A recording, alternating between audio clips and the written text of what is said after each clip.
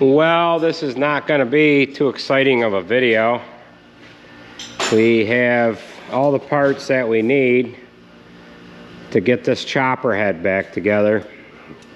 Not only were we waiting on certain parts to come in, but we had to send out the center shaft that the tooth bars drive from. We had to send them to a machine shop. Now this is the center of the shaft. So this shaft comes into this one, and both of them share this bearing here, which sets into this bearing holder right here. This is going to set in like this. If I could get it to position correctly, which I might not be able to do with only one hand. Well, you can kind of get the picture. This bearing is going to set into this holder here, and then both shafts come into this bearing. Now the goofy part of this is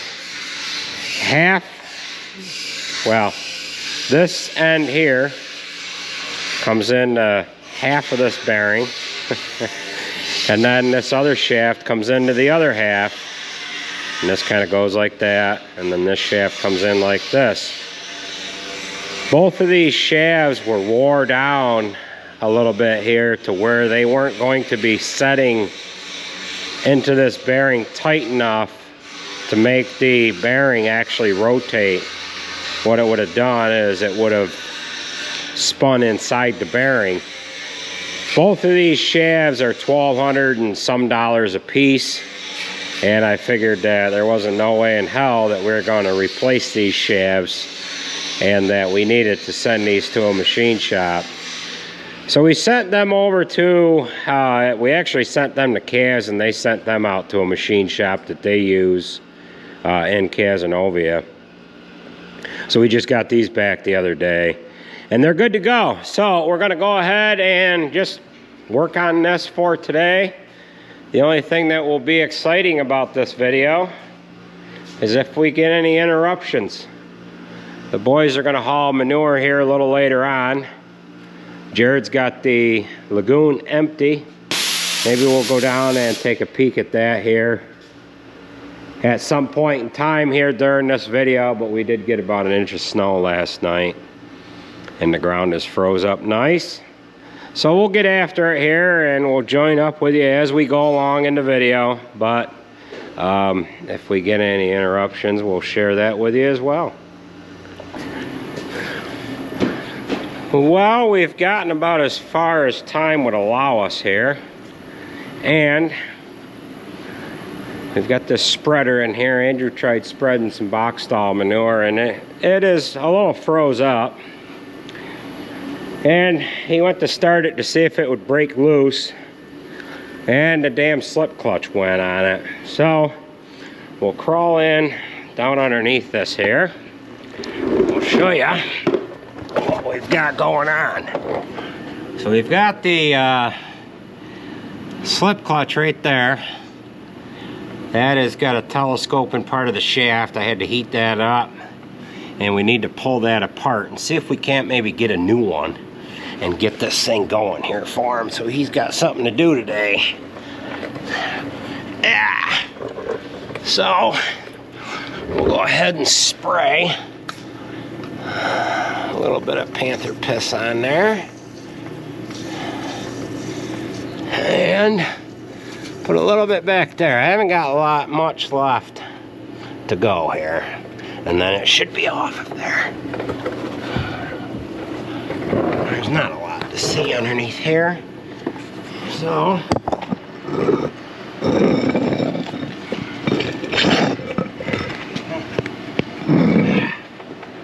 it work like that? I think it will.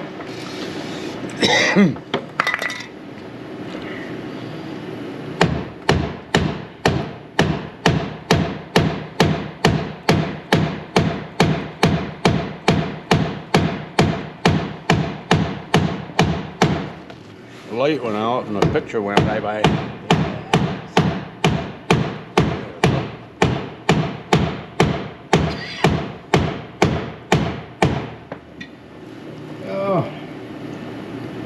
glove on here. I forgot what was warm and what wasn't.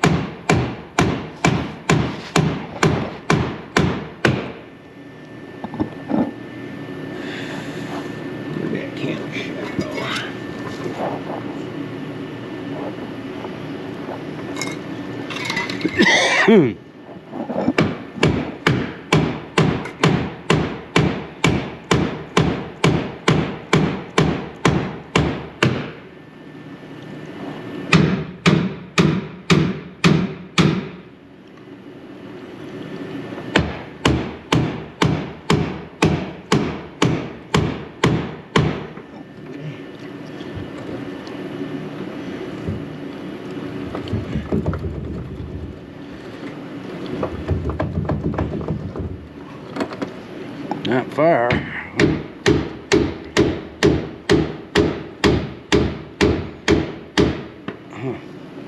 It's got a telescope here.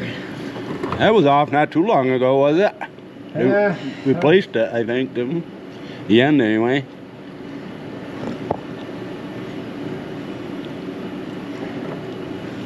Doesn't telescope very good. No. Should have a grease zerk on this Shaft. telescoping shaft. Yeah.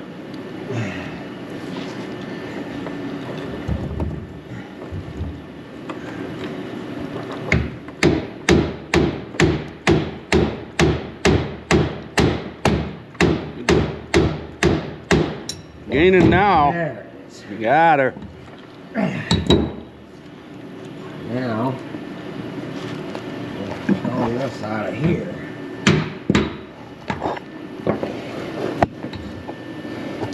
Grease in here. Well, we've got this off. If this was together maybe another month, it probably wouldn't have slid out of that telescoping part of the shaft. And I don't know what style clutch this is. It's not a radial pin clutch. It's a ratcheting clutch or something. And now it seems to be working. So it might have been just froze. I did put a little bit of heat on this, not much.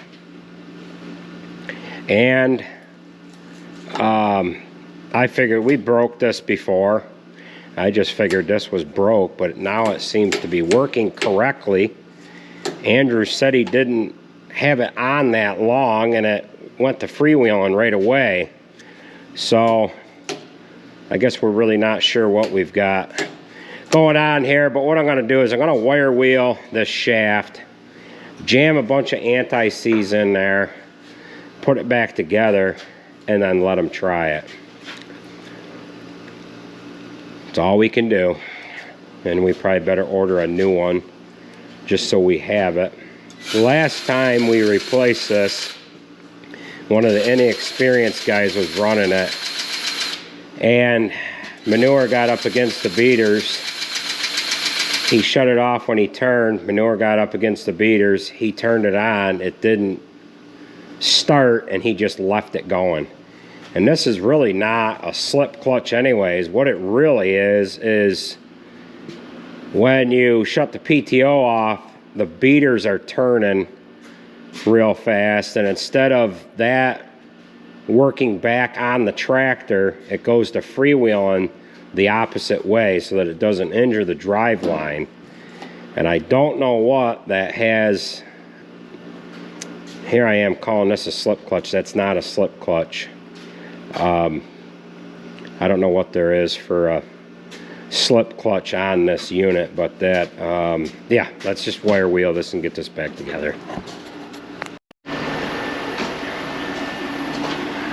Well, we got this back together. Now we're just going to put some heat on it, get things freed up here. It is just starting to melt off underneath where I had a little bit of heat on it. It was just starting to get dirty. Pull all that wonderful lagoon poop. Yeah. I don't know how much manure I got in my ear. See that big speck in there? What? I think Yeah. you got a fair amount. Yeah. Oh, well. Well, we'll get some heat on this, and he should be rolling here in a little while. So far, so good with this tire. It has got the same amount of air in it that it had in it yesterday. So, as long as it's in here and we've got the heat on it, I'm going to have him go around it with the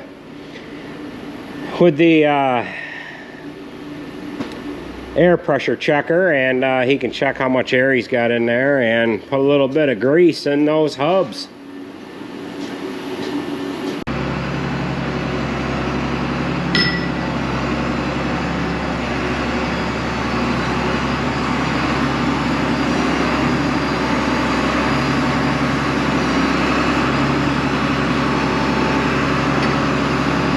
Alright, hold it right there. Just turn your wheels. The tractor will move. Yep, you're good. Alright, we're going to get him hooked up, and we're going to kick him out the door here. Pull it out and try it. Somebody said the other day that they're worried about the center bolt missing on this wedge. Center bolt doesn't go in there because you have the adjuster is right here.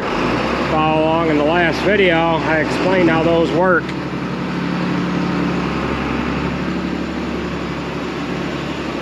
I hope he doesn't try it right here, but he might.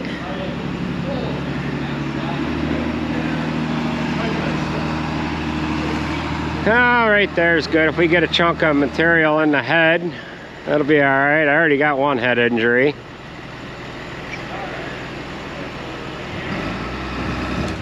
There we go. All right, he can get to work here.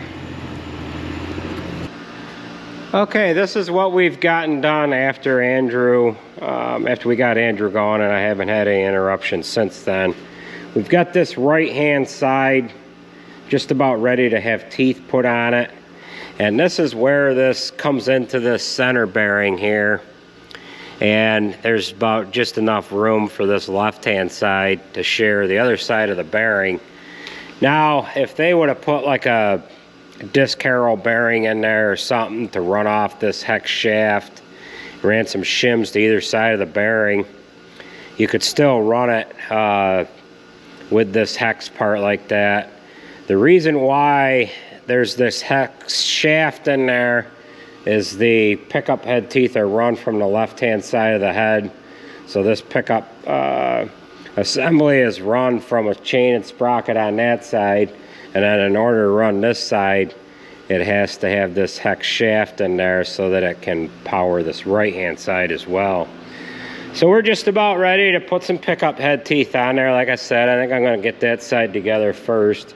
We've got a new cam follower track on here, new cam follower bearings, new tooth bar bearings in the spider on this side, and then we've got new bearings in the spider here as well.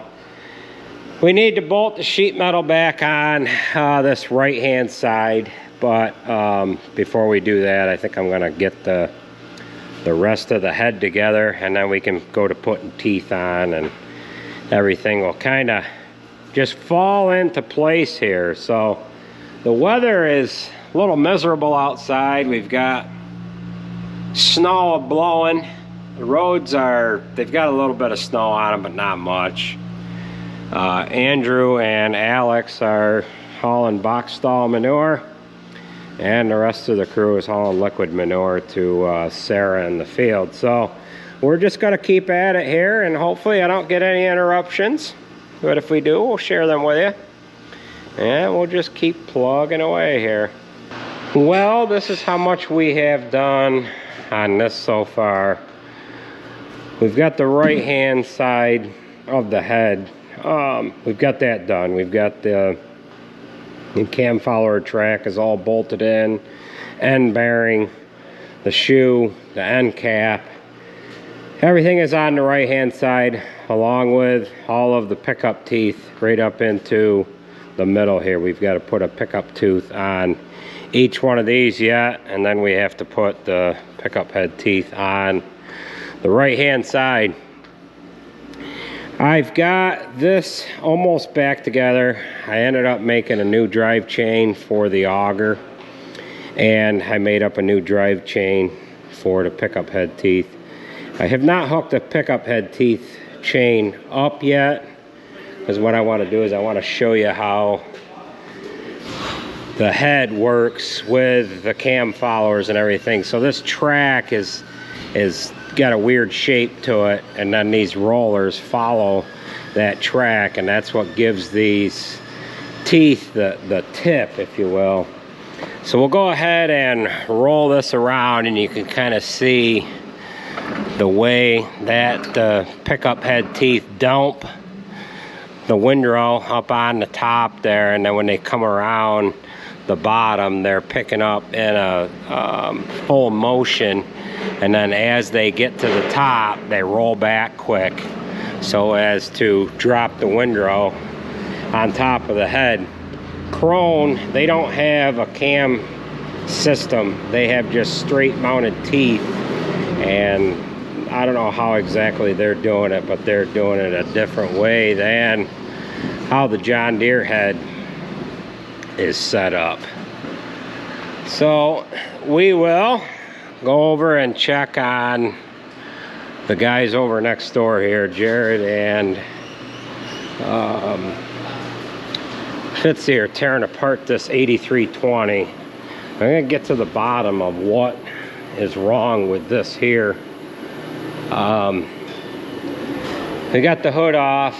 That was a pain in the ass to get that off of there, but they're getting ready to pull this head off. And this ran quite a while in the spring. How long, how many hours did you put on this? 35, I think. 35? So it is building pressure in the radiator. So it's getting pressure from the head for some reason. We don't really know why. What is the head on this tractor? Is it something that you sent that somewhere, didn't you? Yeah, Syracuse gray. So the head was gone through, and at this point we don't know if we've got a head issue or just a faulty gasket issue. We don't really know yet. So we'll know once he gets the head off, and then we'll touch base with you when he gets that much done. In the meantime, we're gonna get this chopper back together. Nice to get this thing in business here. We bought a new hood for it last year because these 8000 series hoods, they crack right in here. This hood was $5 grand, and we've got to put the decals on it yet. Get the grill in the front, and then get the headlights in there. And once we get this tractor together, she should be a good tractor. It's got a lot of hours on it. How many hours this got on there, Jared? 15,000. 15. It's got 15,000 hours on it. The 8120's got 12,000 and some change. So the other 8320 that we had was a little better than this one, but that meant a tree 2 years ago. And yeah, too bad this one didn't meet the tree, huh? But oh well. Well, here is the progress that they have made so far. Got most of the head stripped down. Exhaust manifolds off. Valve cover. Oh, he's got his fuel lines for the most part are off of there. And he's just about ready to lift it off.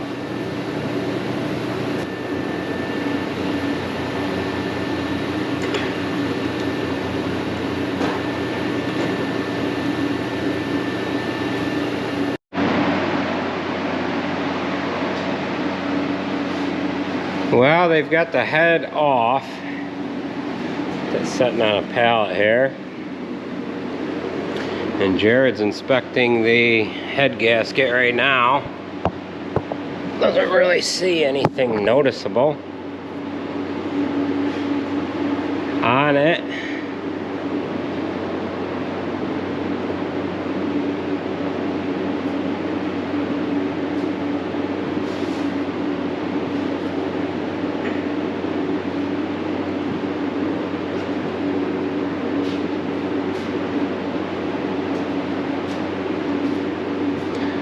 So we're gonna have to do some further inspection here.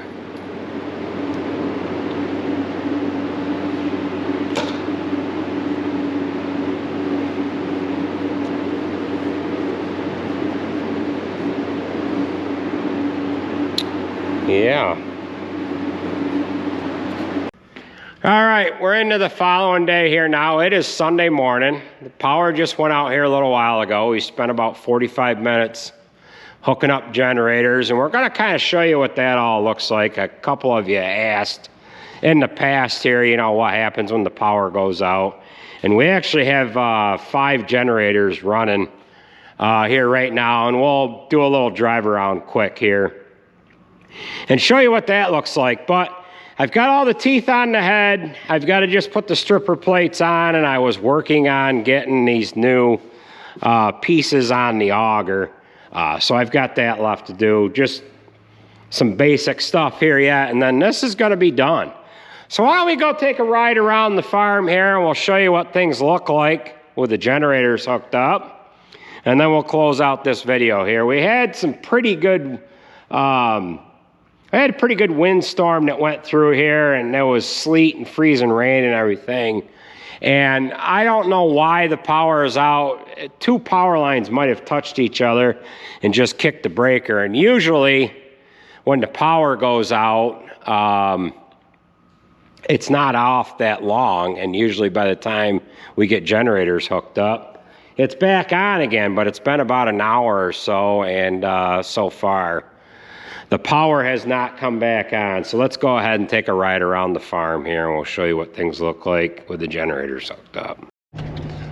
So we're just going to drive up to the parlor quick here, and we have 2 100 kW generators running the milking barn so that we can milk while the power's off. We do have the shop shut off from this power circuit here, just so that we don't overtax the generators. We have the 8120 on this portable 100 kW Katolight generator. All of our generators are Katolight, and then we have that same generator in the utility room over on the back side of the parlor here.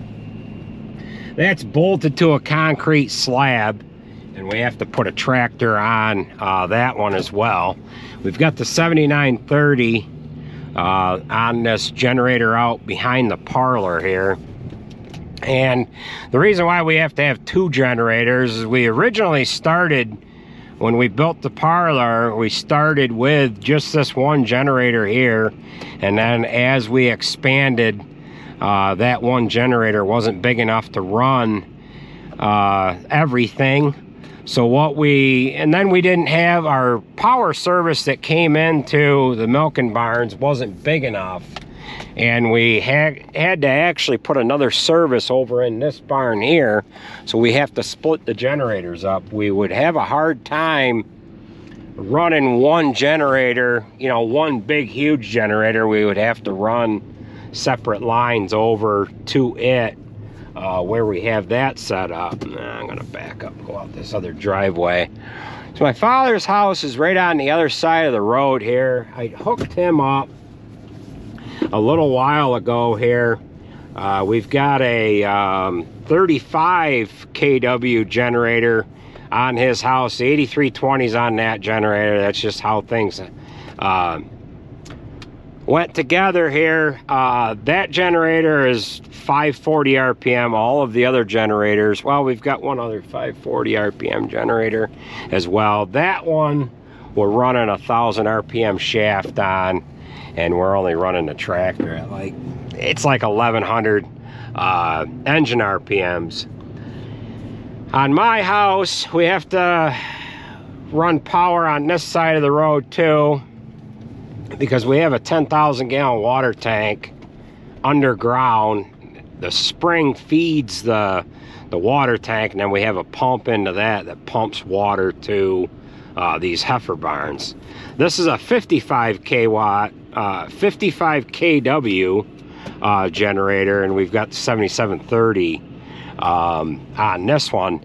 Now we're going to go ahead and take a little ride down the road here from where our water comes from, and we have to have a generator hooked up down there as well, and that is about 1/3 of a mile away from the farm here. We've got a couple of springs just down the road here, and we have to power that with a generator as well. Now this generator that's down here on our spring, this generator is only a 15, is it a 15 or a 25? I think it's only a 15 kW generator, and that generator is about, it's got to be 35 years old. And it actually used to be the original generator that we had when we milked cows in the tie stall barn. We ended up pulling that out of a little generator shack, and that was right on the end of the old cow barn.